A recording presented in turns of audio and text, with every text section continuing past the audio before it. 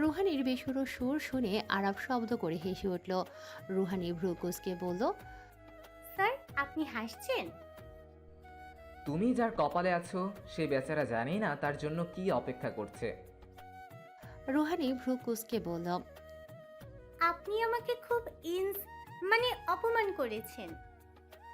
আরাফ আবার হাসল। এরপর হাসি থামিয়ে বলল, ডোন্ট ওয়ারি, তোমাকে আর বানান করতে বলবো না। রুহানি মুখ ছোট করে ফেলতেই আরাফ প্রসঙ্গ পাল্টে বলল, তার মানে তুমি বলতে চাইছো অরুণিকাকে রিয়েলাইজ করতে হবে সে এখনো আহনাফকে ভালোবাসে, আর তার জন্য তোমার কি প্ল্যান? ডিভোর্স। সো ফানি, এটা বাস্তবতা, এটা কোনো সিরিয়াল না। তাহলে এক কাজ করা যায়, আহনাফ স্যার ফিরে আসলে ওনাকে একটা মেয়ের সাথে চিপকে দেওয়া যায়, আর ওরু তাদের একসাথে দেখে জেলাস হয়ে যাবে। এরপর বুঝবে সে স্যারকে এখনো ভালোবাসে। সিম্পল। আর যদি কোনো কাজ না হয়? তাহলে বুঝবেন অরু সত্যিই তার স্যারকে ভালোবাসেন না। মেয়েরা তাদের ভালোবাসার মানুষের উপর অভিমান করে তাকে চরম অবহেলা করতে জানে। মেয়েদের অভিমান কিন্তু ভয়ঙ্কর হয়। অভিমানে তারা অনেক কঠিন হয়ে যায়, কিন্তু তার প্রিয় মানুষকে অন্য কারোর সাথে দেখলে নিশ্চিত তার সব অভিমান পানি হয়ে যাবে। এরপর হারানোর ভয় থেকে আবার প্রিয় মানুষটির কাছে নিয়ে আসবে। আরাফ মনোযোগ দিয়ে রুহানির দিকে তাকিয়ে আছে। রুহানি কথা শেষ করে আরাফের সামনে হাত নেড়ে বলল, কোথায় হারালেন? ভাবছি এই বিচার বিশ্লেষণ যদি প্রেমে না খাটিয়ে পড়ালেখায় খাটাতে তাহলে ফেল হতে না। রুহানি আরাফের কথায় চোখ মুখ কুঁচকে বলল, ধুর, সিরিয়াস বিষয়ে পড়ালেখা পড়ালেখা ভাল লাগে না এসব। এই বলে রুহানি হনহনিয়ে ছাদ থেকে নেমে পড়ল। অন্যদিকে আরাফ বুকে হাত গুজে রেলিংয়ে হেলান দিয়ে রুহানির যাওয়ার পানে তাকিয়ে নিঃশব্দে হাসতে লাগলো। প্রিয় রীতি, হিমশীতল মাসের শুভেচ্ছা। কেমন আছেন আপনি? আমার স্মৃতি কি আপনাকে দাঁড়িয়ে বেড়াচ্ছে না? আচ্ছা, আকাশের দিকে তাকিয়ে দেখুন তো, কি দেখছেন? মেঘ, তাই না? আমি রোজ সেই মেঘেদের সাথে কথা বলি। দুঃখ শুষে নিতে বেশ দক্ষ তারা। রিক্ততার মাঝে মাঝে মাঝে ঝরে যায়, মাঝে মাঝে অপেক্ষায় থাকে। কখন ঝরবে সেই অপেক্ষায়? কখনো বৈশাখে উন্মাদনা নিয়ে ঝরে পড়ে, কখনো সারা বছর সেই দুঃখ জমিয়ে আসার শ্রাবণের অপেক্ষায় থাকে। বর্ষণ মুখর দিনে সেই ঝরে পড়া দুঃখগুলো একটুখানি ছুঁয়ে দেখবেন, কিন্তু ভারী ভারী স্পর্শ পাবেন। আমাকে আপনি সেসবের ভিড়েও পেতে পারেন। অনুভব করলে বুঝবেন কেমন বিষাদ, কেমন মায়া, চিরচেনা স্পর্শ। দেখবেন আশেপাশে কেমন একাকিত্বের গন্ধ ছড়িয়ে যাবে। যাদের একান্ত অনুভূতি তারাই হয়তো শুনতে পাবে সেই একাকিত্বের সুর। আপনি কি সেই সুর শুনতে পাবেন? অরুণিকা চিঠিটি ভাঁজ করে বইয়ের পাতায় রেখে দিল। তখনই চোখে পড়ল হিমালয়ের লেখা অষ্টম সনেটটি। লিখেছি একটি গান, প্রণয়ের ষষ্ঠ পালা। যেই গানে হাসিতেছে একটি পলাশ, সেই পলাশ মর্মন বাগিচায় ছড়াইল উচ্ছ্বাস। কোথা হতে ভাসিয়া আসিল সুর সুরেরা, তপ্ত দুপুরে মাঠে জ্বলিতেছে অগ্নিশিখা। তবু মোরে পাইবে কোনো এক ছায়ায়, আমি পড়িলে পড়িয়া যাইব। হে বরষা, তুমি বাঁচিয়া থাকিবে মোর মায়ায়। সাদা মেঘেদের পানে তাকিয়া দেখিও, কাশফুলের ঝাঁকে কি আমায় খুঁজিতেছ? ঝরা পাতা তুলিয়া যতনে রাখিও, রিক্ত হস্তে আমি কি ফিরিয়া যাইব? কুয়াশা জড়ানো স্বপ্নের মতো আমি আবার আসিব, তোমারে খুব করে যতনের সাথে ভালোবাসিব। অরুণিকা দীর্ঘশ্বাস ফেলে বইটি বন্ধ করল। ঘড়িতে সকাল 10টা। কুয়াশা কাটছে ধীরে ধীরে। মিষ্টি রোদ হাত ছানি দিচ্ছে। অরুণিকা ছাদে বসে আছে হিমালয়ের বই হাতে। হঠাৎ তার চোখ আটকালো পাশের একটি ফুল গাছে। মৃদুবন্ধ হাওয়ায় দোল খাচ্ছে একটি অপরাজিতা। অরুণিকা বসা থেকে উঠিয়ে ফুল গাছটির কাছে গেল।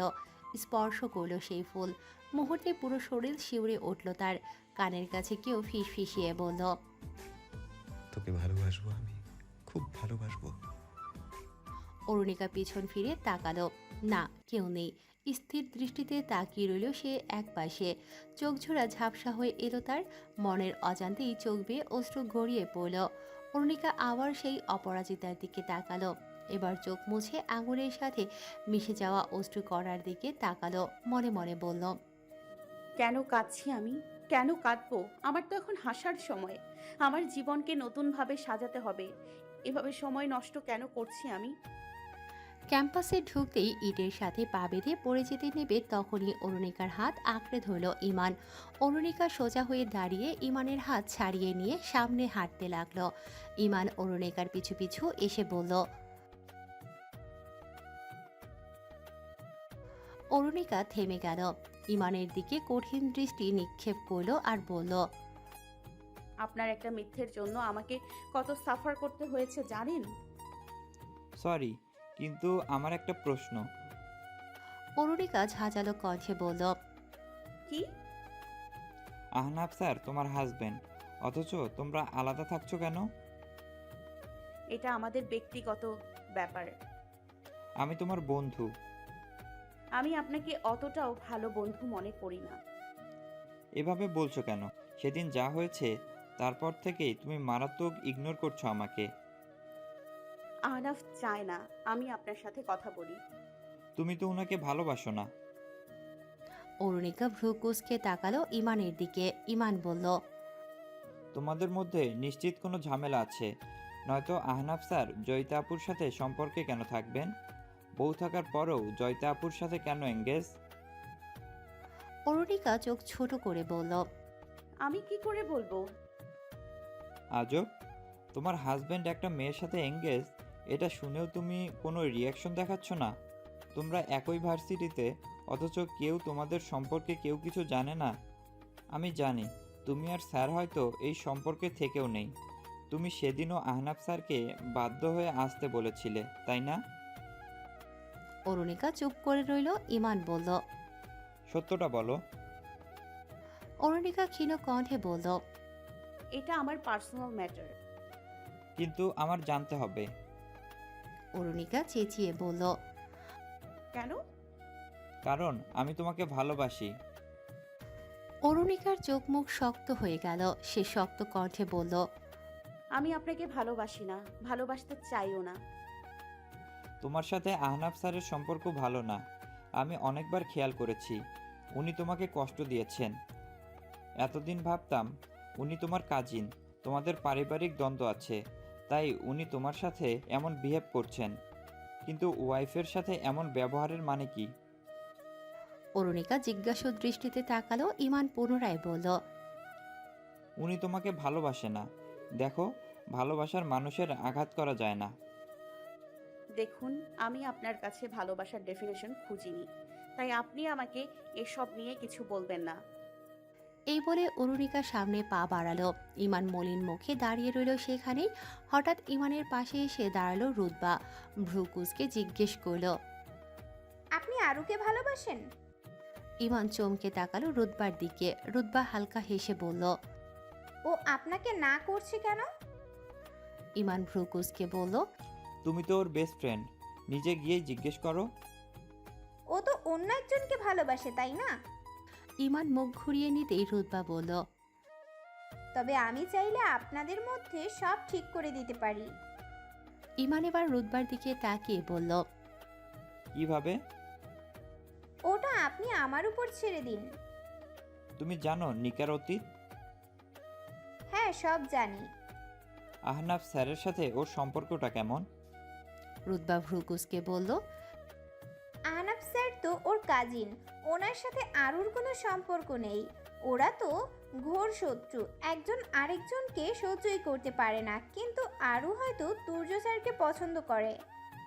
ইমান চমকে উঠল এই কথা শুনে। রুতবা হালকা হেসে বলল।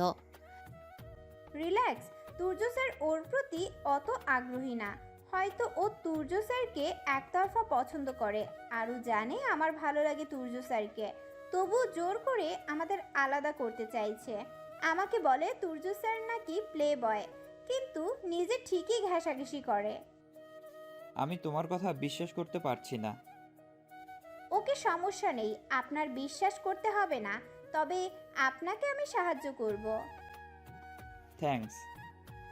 এই বলে ইমান চলে গেল। আর রুতবা মনে মনে বলল। আরও যদি ইমানের সাথে সেটেল হয়ে যায়, তুর্যকে কেড়ে নেওয়ার আর কেউ থাকবে না। এরপর আমি ওনার মনে খুব সহজেই জায়গা করে নিতে পারবো। গেট দিয়ে ঢুকতেই আরাফের সাথে ধাক্কা খেল রুহানি। ধাক্কা খেয়ে কয়েক পা পিছিয়ে যেতেই রুহানি শরীরের ভার ছেড়ে দিল। আরাফ সাথে সাথেই রুহানির কোমর জড়িয়ে ধরে বলল। Ruhani, are you okay? Ruhani আরাফকে শক্ত করে আঁকড়ে ধরে জোরে জোরে শ্বাস নিচ্ছে। আরাফ রুহানির মাথা নিজের বুকের সাথে আস্তে করে চেপে ধরে বলল। কি হয়েছে বলো? রুহানি মিনিট খানিকের মধ্যেই নিজেকে সামলে নিয়ে আরাফের দিকে তাকালো। দুজনের চোখাচোখি হতেই রুহানি থমকে গেল আরাফের চাহনিতে। আরাফ তাকে ছেড়ে কিছুটা দূরত্ব রেখে দাঁড়ালো। রুহানি এখনও আরাফের দিকে তাকিয়ে আছে। আরাফ গলা খাকারি দিয়ে বলল। তুমি ঠিক আছো? রুহানি গেটের বাইরে উকিঝুঁকি মেরে গেট বন্ধ করে দিয়ে বলল। স্যার, আমি মনে হয় আর বাঁচব না। কেন? ওই লোকগুলো যারা আপনাদের দেখে সেদিন পালিয়ে গিয়েছিল, ওরা এখন আমার পিছু পিছু বাসা পর্যন্ত চলে এসেছে। ওরা নাকি আমার সব সুখ কেড়ে নেবে। আরাফ চোখ মুখ কুঁচকে বলল। ওদের এত সাহস আছে? না স্যার, দোষটা আসলে আমারই। ওদের মধ্যে একজনকে আমি বলেছিলাম এরকম খারাপ চেহারা নিয়ে মেয়ে পটাতে পারবে না। এখন ওরা আমার চেহারা নষ্ট করে দেবে বলছে। এই বলতে বলতেই রুহানি ফুপিয়ে কেঁদে উঠল। আরাফ রুহানির কাছে এসে বলল। রিল্যাক্স, এটা এত সহজ না।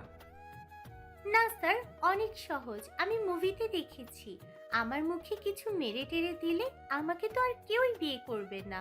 আমাকে সারা জীবন আবিয়াইতে বসে থাকতে হবে। আরাফ শব্দ করে হেসে উঠল। রুহানি আরাফের হাসির শব্দে কান্না থামিয়ে চোখ মুখ কুঁচকে বলল। কেমন নিষ্ঠুর আপনি! এভাবে হাসছেন কেন? বিয়েতে দাওয়াত পাবেন না কিন্তু। তুমি সিরিয়াস বিষয়েও কমেডি করতে জানো? আমি কমেডি করছি? তোমাকে এত বড় থ্রেট দিল আর তুমি কিনা বিয়ের কথা ভাবছো? তো ভাববো না? আপনাকে যদি কেউ বলে ডাক্তারি পড়া শেষ তবুও ডাক্তার হতে পারবেন না, কেমন লাগবে আপনার? এটা আবার কেমন প্রশ্ন? বলুন না। কেন হতে পারবো না? আরে বাবা বলুন না, যদি কেউ বলে হতে পারবেন না তখন কেমন লাগবে? মেজাজ খারাপ হয়ে যাবে। আফটার অল অনেক স্ট্রাগল করে এত দূর এসেছি। সেটাই তো, আপনার ডাক্তার হওয়ার স্বপ্ন আর আমার বিয়ে করার। আপনি পরিশ্রম করে এত দূর এসেছেন, ঠিক তেমনি আমি নিজের যত্ন নিয়ে নিজের সৌন্দর্য ধরে রেখেছি। কি বাদ দিয়েছি আমি? মাথা থেকে পা পর্যন্ত সব করেছি। বাবার কাছ থেকে টাকা নিয়ে toner, serum, day cream, night cream, sunscreen সব ইউজ করি আমি। সপ্তাহে একবার চিনি দিয়ে স্কার্ব করি আমার গাল। ভ্যাসন লাগিয়ে বসে থাকি। মাসে একবার হেয়ার ট্রিটমেন্ট করাই। আর কেউ একজন এসে আমার সব পরিশ্রমে অ্যাসিড ঢেলে দেবে? আরাফ রুহানির কথা শুনে নিঃশব্দে হাসে। রুহানি চোখ মুখ কুঁচকে বলল। আবার হাসছেন? তুমি এইটুকু বয়সে মুখে এত কিছু লাগাও? হ্যাঁ, কেন? কোনো সমস্যা? স্কিনে সমস্যা হবে, ডাক্তারের পরামর্শ নিয়ে লাগাচ্ছ নাকি এমনিতেই? অথেন্টিক পেজ থেকে এসব নিচ্ছি আমি। আচ্ছা, অথেন্টিক বানান করো তো দেখি। রুহানি ঠোঁট উল্টে বলল। আপনি মানুষটাই নিষ্ঠুর। এই বলে রুহানি হনহনিয়ে চলে গেল। আর আরাফ নিঃশব্দে হেসে রুহানির যাওয়া দেখছে। আজ মঙ্গলবার, পৌষের দ্বিতীয় সপ্তাহ। চারপাশ কুয়াশায় ঢাকা। অরুণিকার শরীর শিরশির করছে, তবুও ছাদে উঠেছে সে। এই দিনটির অপেক্ষায় তো বসে থাকে পুরো একটা সপ্তাহ। তার হাতে হিমালয়ের বই। অরুণিকা বইটির নতুন পাতা উল্টালো, পেল নতুন একটি খাম। যত্নের সাথে খামটি খুলল সে। ভেতরে নতুন চিঠি। অরুণিকা চিঠির ভাঁজ খুলে পড়তে লাগলো। হৃদি, এই অপরিচিত মানুষটির মাঝে আপনি কি আপন কাউকে খুঁজে পান? আপনার কি মনে হয় এই হিমালয় নামক মানুষটি আপনার হিয়ায় জায়গা করে নিয়েছে? আপনাকে আজ একটা অদ্ভুত গল্প শোনাবো। গল্পর নাম সম্পর্কের মায়াজাল।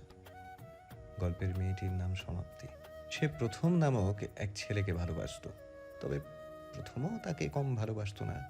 তাদের প্রেম চলছিল বেশ ভালোই, কিন্তু একটা সমস্যা ছিল দুজনের মাঝে। সমাপ্তি আর প্রথমের চিন্তাভাবনায় বেশ অমিল। এই অমিল তাদের ভালোবাসায় বাধা হয়ে দাঁড়ালো। প্রথম একদিন খুব কষ্ট দিয়ে দিল সমাপ্তিকে। শেষমেশ সমাপ্তি অভিমান করে প্রথমকে ফেলে চলে গেল। তবে চেষ্টা করেছিল সম্পর্কটা বাঁচাতে। প্রথমেই কোনো আগ্রহ দেখায়নি। ছেলেটা খুব ইগো নিয়ে চলে। এরপর কেটে গেল 10 বছর।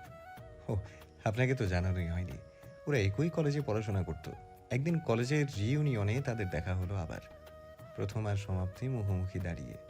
এই 10 বছরে এমন একটা দিনও যায়নি প্রথম সমাপ্তির জন্য কাঁদেনি। হারিয়ে ফেলার পর সে বুঝেছে কাকে হারিয়েছে, কিন্তু সময় নেই আর। এখন সমাপ্তির হাত ধরে দাঁড়িয়ে আছে অন্য এক পুরুষ। সে সমাপ্তির অসমাপ্ত হৃদয়ে আলো হয়ে আসা একজন। সমাপ্তি বেশ খুশি নতুন মানুষকে নিয়ে, অথচ প্রথমে হৃদয় ভেঙে চুরমার হয়ে যাচ্ছে। আচ্ছা আপনি বলুন তো, প্রথম কিভাবে নিজেকে আবার শুধরে নেবে? 10 বছরের একাকিত্ব কি তার ভুলের প্রায়শ্চিত্তের জন্য যথেষ্ট ছিল না? অরুণিকা চিঠিটা ভাঁজ করে শূন্য দৃষ্টিতে আকাশের দিকে তাকিয়ে রইল। মিনিট খানেক পর সে নবম স্বরেরটি পড়ল। অনেক বড় ভুল হয়েছিল আমার, তোমাকে হারিয়ে যার মাসুল দিলাম। অভিমানী তুমি যদি বলতে যাও ক্ষমা করলাম, প্রতিটা নিঃশ্বাস লিখে দিতাম আমার। ভালোবাসতে তুমি কার্পণ্য করনি প্রিয়া, হয়তো হয়েছিল আমার। তবুও এই হৃদয়ে যার নাম, তাকে ফিরে পাওয়ার আশা করা কি বৃথা? একবার যদি ফিরে আসতে চাও, আমি ফিরিয়ে দেব না পাওয়া সব প্রেম। ভুলে গিয়ে যদি ভালোবাসতে চাও, বাঁধবো আমাদের মিষ্টি হেম। প্রেয়সীর যদি হাজার ভুল হয় ক্ষমা, প্রিয় কেন ফিরে পাবে না তার হৃদয়ে নীলিমা?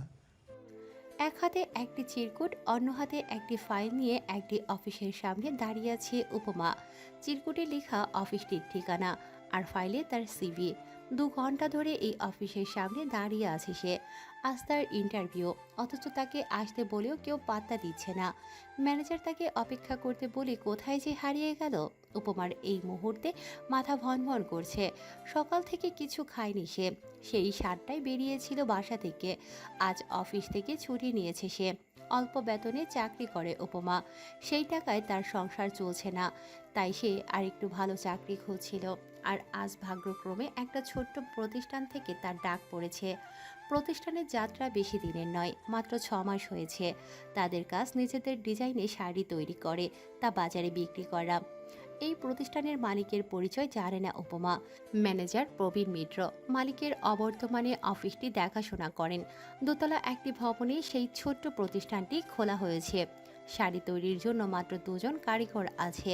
পাশাপাশি শাড়ি তৈরিতে সহায়তার জন্য 5 জন কর্মচারী রাখা হয়েছে আপাতত। উপমার কাজ একটা শাড়ি তৈরির জন্য যা যা প্রয়োজন সব কিনে কারিগরদের হাতে তুলে দেওয়া। পাশাপাশি শাড়ি তৈরি হলে সেই শাড়ি বিক্রি করার দায়িত্ব তার। এই কাজে 30,000 টাকা বেতন পাবে সে। এমনকি যাতায়াত খরচ সম্পূর্ণ প্রতিষ্ঠান থেকেই পাবে। প্রতিষ্ঠানের লাভ হলে বেতন বাড়ার সম্ভাবনাও আছে। উপমার এই কাজ বেশি লাভজনক মনে হয়েছিল, কারণ তার মা গার্মেন্টস কর্মী হওয়ায় কাপড় সম্পর্কে ভালোই জ্ঞান আছে তার। এই কাজে তার খুব একটা অসুবিধে হবে না। এদিকে ম্যানেজার 2 ঘন্টা পর উপমাকে ভেতরে ডেকে নিলেন। উপমার সিভি দেখে কিছু প্রশ্ন করলেন, এরপর উঠে দাঁড়িয়ে বললেন, কোম্পানির ওনার তোমার সাথে কথা বলে ফাইনাল ডিসিশন দেবেন। উপমা উঠে দাঁড়িয়ে বলল, আবার কখন আসতে হবে? আবার আসতে হবে না, উনি একটু আগেই এসেছেন। ওনার অফিস রুম উপরে। উনি খুবই ব্যস্ত থাকেন ওনার স্টুডিওতে। খুব ভালো সিঙ্গার, তুমি চিনবে হয়তো। তুর্য শেখ নাম। মির্জুক স্টুডিওর পাশাপাশি এই প্রতিষ্ঠানটি খুলেছে। তুমি সিভি নিয়ে 2য় তলায় যাও, আমি ওনাকে জানিয়েছি তোমার কথা। এই বলে ম্যানেজার চলে গেলেন। এদিকে উপমার কান গরম হয়ে গেছে। তুর্যের নাম শুনে শরীরের সব শক্তি যেন হারিয়ে গেছে তার। অনেক আশা নিয়ে এসেছিল সে, কিন্তু উপমা জানে তুর্য এই চাকরিটা তাকে দেবে না। প্রায় মিনিট 10 সেখানেই দাঁড়িয়ে রইল উপমা। এরপর ম্যানেজার এসে বললেন, তুমি এখানে দাঁড়িয়ে আছো কেন? স্যার তোমার অপেক্ষা বসে আছে, এটা কেমন অভদ্রতা। উপমা ব্যস্ত কণ্ঠে বলল, সরি স্যার, আমাকে কি 1 গ্লাস পানি দেওয়া যাবে? ম্যানেজার পিয়নকে বলে উপমার জন্য 1 গ্লাস পানি আনালেন। উপমা ঢক ঢক করে পুরো পানি শেষ করে ম্যানেজারের পিছু পিছু 2য় তলায় উঠল। ম্যানেজার উপমাকে অফিস রুম দেখিয়ে দিয়ে চলে গেলেন। উপমা সেকেন্ড খানিক রুমের বাইরে দাঁড়িয়ে কাপা হাতে দরজায় টোকা দিল। ভেতর থেকে সেই পরিচিত স্বর ভেসে এলো। Come in. উপমা ভেতরে ঢুকল। তুর্য তার চেয়ারে বসে মনোযোগ দিয়ে কিছু একটা দেখছে। উপমা ক্লান্ত পায়ে তুর্যের সামনে এসে দাঁড়াতেই তুর্য মাথা তুলেই স্তব্ধ হয়ে গেল। উপমা মাথা নিচু করে দাঁড়িয়ে আছে। তুর্য চেয়ার ছেড়ে উঠে দাঁড়িয়ে বলল, তুমি এখানে কি করছো? স্যার আমি চাকরির জন্য এসেছি। তুমি আমার কোম্পানিতে চাকরি করবে? তোমার কোনো যোগ্যতা আছে চাকরি করার? উপমা কাপা হাতে সিভি এগিয়ে দিয়ে বলল, স্যার আমার সিভি। তুর্য চেয়ারে ধপ করে বসে ম্যানেজারকে কল করলো। উপমার চোখ বেয়ে দরদর করে জল গড়িয়ে পড়ছে। ম্যানেজার তুর্যের কল পেয়ে রুমে ঢুকলেন। তুর্য চেঁচিয়ে বলল, এই মেয়ের চেহারা দেখেছ? এর জন্য আজ আমি এখানে এসেছি। এই মেয়ে কিভাবে শাড়ি সেল করবে? এর থেকে শাড়ি কিনবে কে?